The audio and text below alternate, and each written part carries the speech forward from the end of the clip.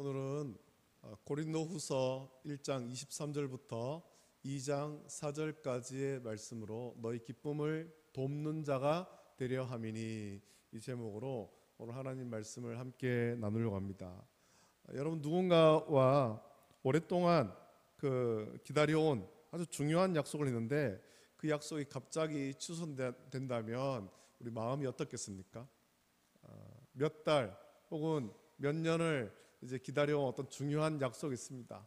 이날 반드시 이 약속이 이루어지기를 그렇게 약속을 했는데 갑작스럽게 이 약속이 연기되거나 혹은 취소돼 버렸어요. 내가 오랫동안 기다렸는데 마음이 굉장히 섭섭하지 않겠습니까? 서운한 마음이 들고 혹시 나를 가볍게 여기는 것은 아닌가, 그 이유가 무엇인지 궁금해하면서 여러 가지 생각이 들 것입니다. 오늘 우리가 마주한 고린도 교회 성도들의 마음이 그랬던 것 같습니다. 바울은 고린도 교회를 방문하겠다고 약속했지만 그 계획을 변경하고 방문하지 않았습니다. 우리가 지난 시간에 말씀을 묵상했습니다만 고린도에 방문할 계획, 가는 길에 한번 방문하고 돌아오는 길에 또 한번 방문하고 두 번이나 방문할 계획이 있었지만 그렇게 하지 못했다라는 거죠. 이런 이유로 고린도 교회 안에서는 바울에 관한 사도적 권위와 진실성에 대한 의심이 피어오르기 시작했죠. 그는 믿을 수 없는 사람이다. 약속했는데 약속을 지키지 않았다. 믿을 수 없는 사람이다. 이런 의심이 들었습니다. 어떤 사람들은 바울이 변덕스럽고 신뢰할 수 없는 사람이라고 아주 원색적으로 비난하기까지 했습니다. 이런 오해와 비난의 중심에서 바울은 자기의 계획 변경이 결코 가벼운 결정이 아니었음을 변호해야만 했죠. 오늘 본문은 그 변호의 핵심이자 목회자로서 성도를 향한 바울의 깊은 사랑과 고뇌가 담긴 고백입니다. 바울은 왜 고린도 교회로 가려던 계획을 바꾸었습니까? 23절 말씀 보면 바울은 이렇게 말합니다. 내가 내 목숨을 걸고 하나님을 불러 증언하시게 하노니 내가 다시 고린도에 가지 아니하는 것은 너희를 아끼려 함이라 라고 말합니다. 바울이 고린도에 가지 않은 것은 그들을 무시해서가 아니라 오히려 그들을 지극히 아끼고 사랑하기 때문이다 라는 겁니다. 지난 시간에도 말씀을 묵상했습니다만 당시 고린도 교회 안에는 심각한 죄의 문제 같지 않았습니까? 고린도 교회 안에는 분쟁과 다툼이 많이 있었습니다. 또 우상 숭배에 관한 문제도 있었고 우상의 제물에 관한 문제도 있었고 성찬에 관한 문제도 있었습니다. 만약 바울이 그 상태에서 방문했다면 사도로서 엄중한 징계와 책망을 해야만 했습니다. 이것은 교회 전체에 큰 아픔과 슬픔을 가져왔을 겁니다. 바울은 그 아픔을 피하게 해주고 그들이 스스로 돌아볼 기회를 주기 위해서 차마 발걸음을 뗄 수가 없었던 거죠. 방문하는 대신에 바울은 편지를 쓰기로 결심합니다. 그러나 그 편지는 결코 쉽게 쓰인 것이 아닙니다. 그래서 2장 4절에서 바울은 이렇게 말합니다. 내가 마음에 큰 눌림과 걱정이 있어 많은 눈물로 너희에게 썼노니 이는 너희로 근심하게 하려 한 것이 아니요 오직 내가 너희를 향하여 넘치는 사랑이 있음을 너희로 알게 하려 함이라 라고 자기의 심정을 이야기합니다. 그는 큰 눌림과 걱정 속에서 많은 눈물을 흘리며 이 편지를 쓴 거예요. 고린도 교회 성도 한 사람 한 사람을 생각하면서 눈물을 흘리며 편지를 쓴 거죠. 그의 목적은 성도들에게 근심을 더하게 하려는 것이 아니라 오히려 그들을 향한 자기의 넘치는 사랑을 깨닫게 하려는 그런 목적으로 지금 편지를 쓰고 있다라는 겁니다. 이것처럼 바울의 계획 변경과 눈물의 편지 속에는 자기의 유익이나 감정보다 공동체의 영적 유익과 회복을 먼저 생각하는 예수 그리스도의 마음이 담겨 있는 것입니다. 오늘 우리는 이 말씀을 통해서 한 사람의 그 진실한 사랑이 어떻게 공동체를 세워가는가 하는 것을 우리가 좀 묵상하려고 합니다. 또 머리 되시는 예수 그리스도를 중심으로 우리 모든 성도가 어떻게 서로 연합해서 그리스도의 몸된 교회를 온전하게 세워야 되는지를 같이 묵상하면서 우리 각자가 서로의 기쁨을 돕는 자로 부름받았음을 깨닫는 귀한 시간 되기를 원합니다. 바울에게는 고린도에 방문해서 자기의 사도적 권위를 재확인하고 문제를 일으킨 자들을 단호하게 처리해서 논란을 빠르게 종식시킬 명분이 있습니다. 이제 분쟁을 일으킨 자들, 또 죄를 지은 자들에 대해서 징계하고 책망할 명분이 있죠. 그것이 인간적으로 더 쉬운 길이었을 수도 있습니다. 그러나 그는 자기의 명예나 권위 그리고 사역의 효율성보다 고린도 교회 성도들의 영혼을 더 귀하게 여긴 것입니다. 한 사람 한 사람을 귀하게 여기죠. 그런 성도들이 겪게 될 아픔을 자기의 아픔으로 여기고 그들을 아끼기 위해서 기꺼이 오해와 비난을 감수했다라는 겁니다. 예수님께서도 그런 마음으로 섬기지 않았습니까? 그래서 빌립보서 2장 4절부터 5절 보면 각각 자기 일을 돌볼 뿐더러 또한 각각 다른 사람들의 일을 돌보아 나의 기쁨을 충만하게 하라. 너희 안에 이 마음을 품으라. 곧 그리스도 예수의 마음이니 라고 말씀합니다. 예수님께서 자기의 유익을 구하지 않으시고 인간적인 어떤 유익을 구하지 않으시고 오히려 자기를 비워 종의 형체를 가지사 우리를 위해서 십자가에 못 박히셔서 모든 것을 내어주셨습니다. 바울은 예수님의 마음으로 고린도 교회를 지금 대하고 있는 겁니다. 여러분, 우리의 교회 생활은 어떻습니까? 우리는 종종 나의 신앙, 나의 은혜, 나의 만족을 우선할 때가 있습니다. 교회 안에서 내 의견이 관철되지 않으면 마음이 상하고 다른 지체의 연약함이 나의 편의를 방해하면 쉽게 정죄하고 비난할 수도 있습니다. 그럼 오늘 바울은 우리에게 이렇게 말하죠. 나의 계획, 나의 감정, 나의 권리보다 형제자매의 영적 유익과 교회의 하나됨을 위해서 기꺼이 나를 희생하고 양보하라 라고 그렇게 권면하는 것입니다. 여러분, 참된 사랑은 자기의 유익을 구하지 않습니다. 오히려 다른 이의 아픔을 함께 아파하고 그들의 회복과 성장을 위해서 나의 시간과 마음을 내어주는 겁니다. 우리가 이러한 사랑을 실천할 때 교회는 비로소 진정한 예수 그리스도의 공동체로 온전하게 세워지게 되는 겁니다. 바울이 이것처럼 자기 희생적인 사랑을 실천할 수 있었던 근본적인 이유는 교회는 그리스도의 몸이다 라는 확고한 믿음이 있기 때문입니다.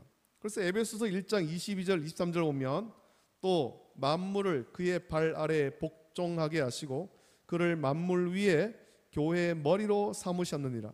교회는 그의 몸이니 만물 안에서 만물을 충만하게 하시는 이의 충만이니라 라고 말씀합니다. 여러분, 교회는 단순한 어떤 사람들의 모임이나 어떤 기관이 아니라 예수 그리스도를 머리로 해서 모든 성도가 또 유기적으로 연합된 하나의 영적 공동체입니다. 교회는 영적 가족의 모임이죠. 이게 유기적인 모임입니다.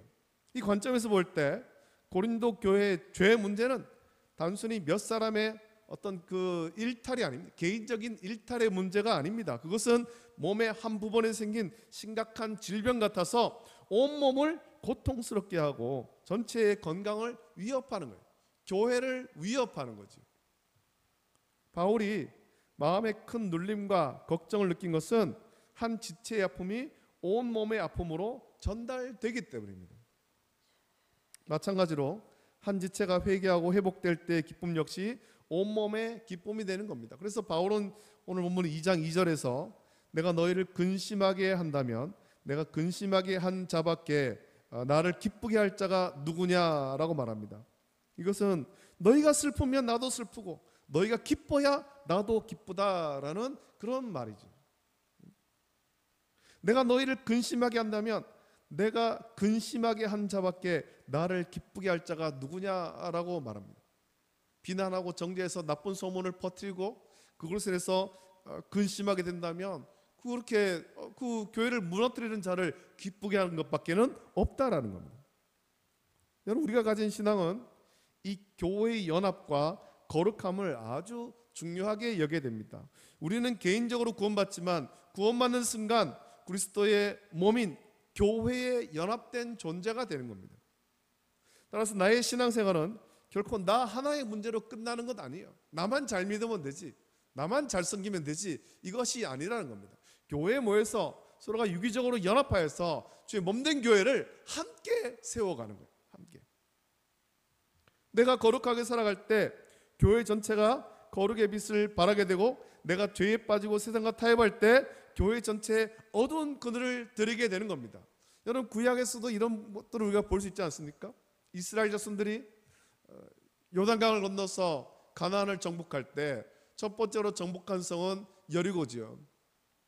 하나님께서는 그 여리고에 대해서 하나님께 바쳐진 성이다라고 말씀했습니다. 여호수아도 그것을 강조했습니다. 백성들에게 주의를 당부했습니다. 그런데 한 사람이 죄를 범하지 않습니까? 아간이 죄를 범했습니다. 아간은 자기의 죄를 아무도 모를 것으로 여겼습니다. 하지만 그 죄는 아간의 죄를 그대로 두었을 때 아간의 죄는 이스라엘 전체를 죄에 오염시켜 버린 거예요. 이스라엘 전체를 위험에 빠뜨려 버린 겁니다. 아간의 범죄는 아간 한 사람의 일탈로 끝나는 것이 아니에요. 영적 공동체 전체의 위협이 되는 것입니다.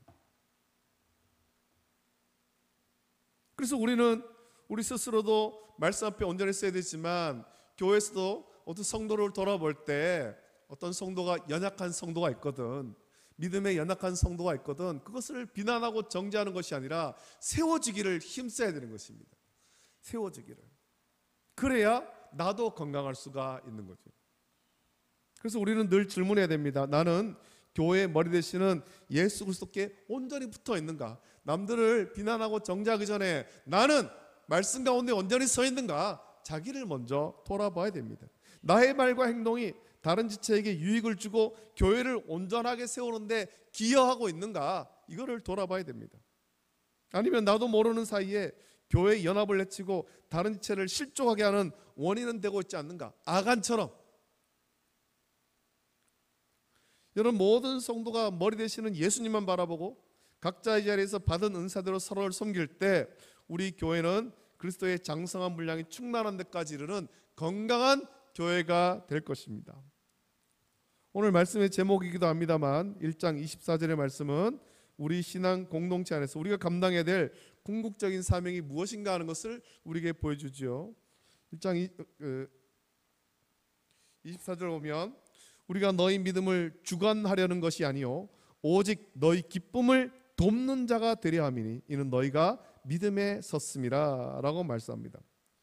바울은 성도들이 믿음 위에 군림하여서 그들을 지배하고 주관하는 또 주관자가 되기를 원하지 않았습니다.